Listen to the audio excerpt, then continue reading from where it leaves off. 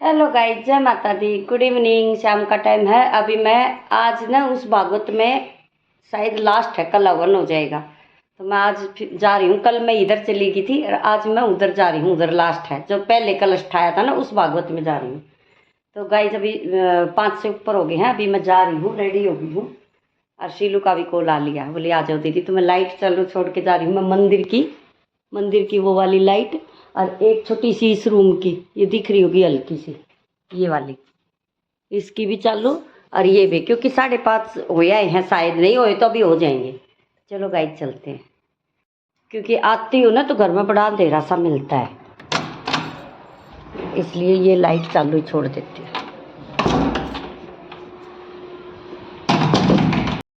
Hello guys, शीलू भी आ चुकी है। उसका बेटा ना कहीं जाने वाला था तो वो यहाँ छोड़ के जा रहा है। छोर है इधर।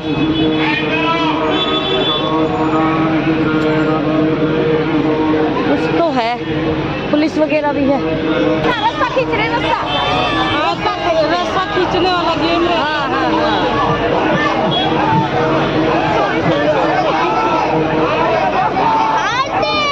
क्या छोटा कॉम्पिटिशन हो रहा है।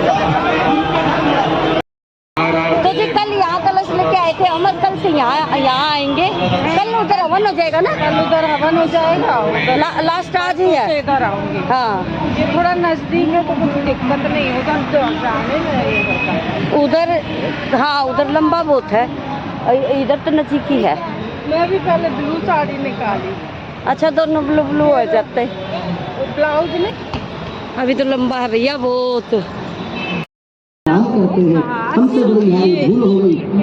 देख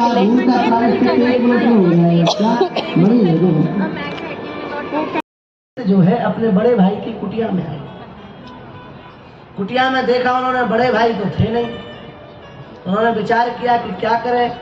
पैदल चल कर के आए थे, थोड़ा भूख भी लगी थी उनको, तो अपने बड़े भाई के ही बगीचे के सुंदर फलों को उन्होंने खा लिया। और जब बड़े भाई थोड़ा देर बाद आए तो बड़े भाई के चरणों में प्रणाम करके बोले, भैया हमने आपकी बगिया के 2-4 फलों का भक्षण किया है। अब देखो, अपने भाई की वस्तु खाने में हम लोगों की दृष्टि में कोई पाप नहीं है, कोई अपराध नहीं है। पर शंख ने क्या कहा? शंख ने कहा, भैया भले ही हम तुम्हारे बड़े भाई हैं, पर कहीं ना कहीं तुमने हमारे ना रहते हुए इस बगिया के फल खाए हैं, तो कहीं ना कहीं तुमको सूक्ष्म रूप से चोरी का पाप लगा है। यहाँ के मुखिया हम है। आज का भाई होता बोले, ऐसे भैया तो हमने बहुत देखे, हम जा रहे हैं, हमें क्या मतलब, अपने भाई के बगिया के फल नहीं खा सकते, कहते चोरी का माल खाते हो, छोड़ छाड़ के आप भाग जाते। लेकिन धन्य है श्री लिखित जी महाराज। लिखित ने कहा, भैया ऐसे चक्कर चला दिया भगवान ने सीधा, तो ये थोड़ी सी उंगली कट गई भगवान ने, खून आ गया। भगवान के हाथ में खून देख करके सब आश्चर्यचकित हो गए, आंखें फाड़ फाड़ के देखने लगे, विचार करने लगे, क्या करें क्या करें क्या करें। कोई सोच रहा है मैं ये लगा दूं, कोई सोच रहा है मैं ये कर दूं, कोई सोच रहा है मैं वो कर दूं। लेकिन आश्चर्य है, सबसे पहले श्री द्रौपदी जी आई हैं, और द्रौपदी जी उस राजसूय यज्ञ में मुख्य राजा की महारानी है। जो राजसूय यज्ञ कर रही है दुष्ट जी, उनकी अर्धांगिनी है। बहुत बहुमूल्य हीरों से जटित उन्होंने साड़ी पहन रखी है।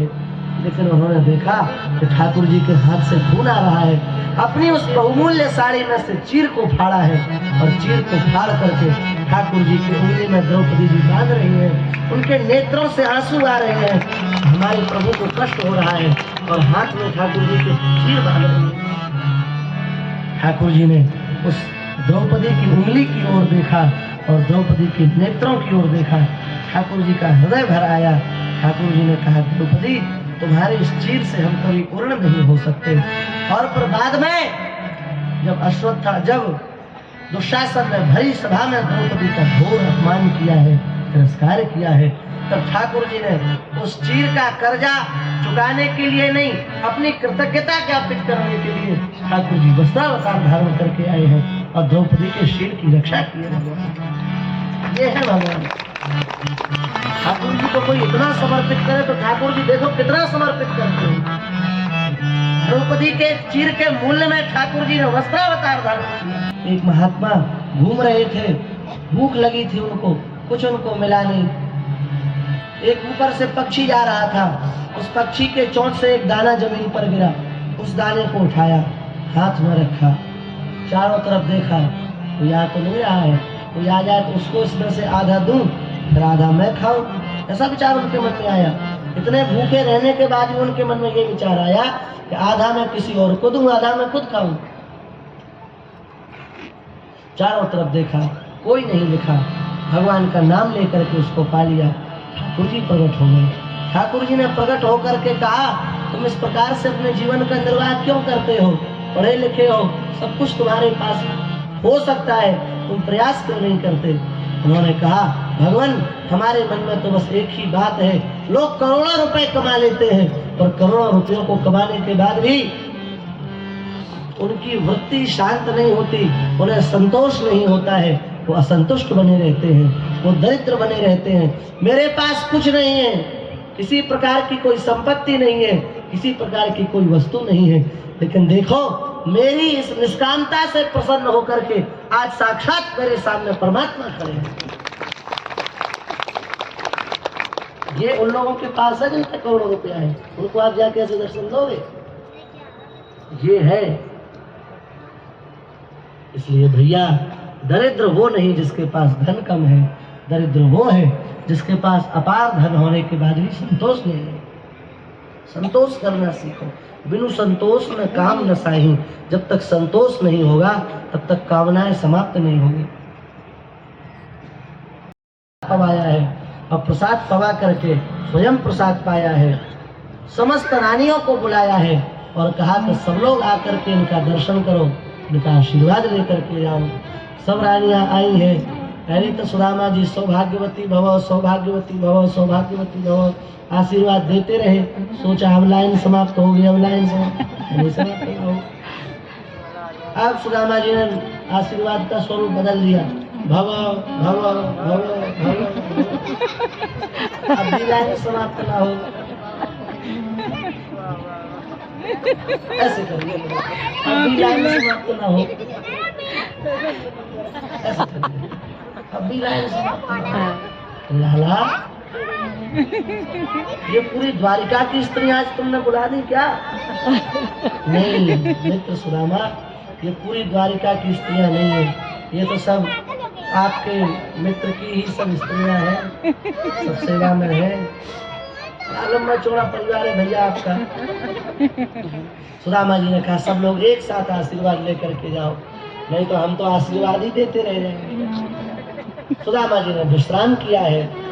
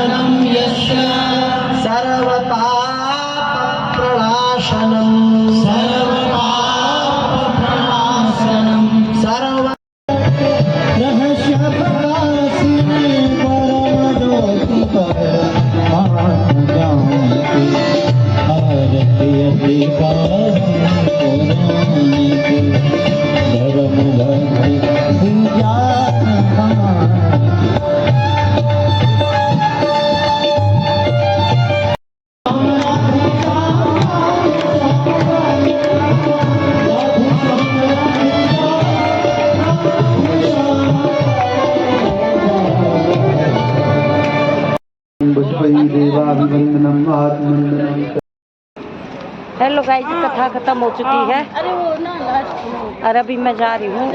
9 बजे आई है। ये जो दीदी है ना, ये हमारी साइड को जाएंगी, तो पूछ रही थी तुम कहाँ जाओगी, तो मैंने बताया मैं उधर जाऊंगी। तो बोले चलो साथ हो गए। लेट हो गए, काफ़ी लेट हो गए। हेलो गाइस, मैं आ चुकी हूँ और आके मैंने खाना चढ़ाया है। जल्दी जल्दी लेट हो गई थी, मैं पूजा नहीं करी, कुछ ज़्यादा ही लेट हो गई थी। तो मैंने ना उधर की भी लाइट भगवान की बंद करके मैंने उधर की जला दी है। अभी 10 बज गए हैं, 9:30 तो हम वहीं थे और 10 से भी ज़्यादा हो गए होंगे। मैं इसी मोबाइल में टाइम देखा था। अभी मैंने ना सब्जी थी मेरे, सुबह में बनाई थी, देखो ये सब्जी रखी है, दाल फ्रीज में कल की, ये सुबह की सब्जी है। थोड़े चावल बना दिए हैं और मेथी की रोटी 2 रखी है, लेकिन मैं नहीं खाऊंगी, वो सुबह खा लूँगी चलेगा, लेकिन अभी इच्छा नहीं हो रही। तो थोड़े से चावल बनाए हैं, अभी चावल और सब्जी दाल हो जाएगी, बहुत है। तो चलो गाइज, मैं अभी वीडियो को यहीं समाप्त करती हूँ, फिर मिलेंगे नए ब्लॉग के साथ। चलो गाइज, बाय बाय, नए वीडियो में मिलते हैं फिर।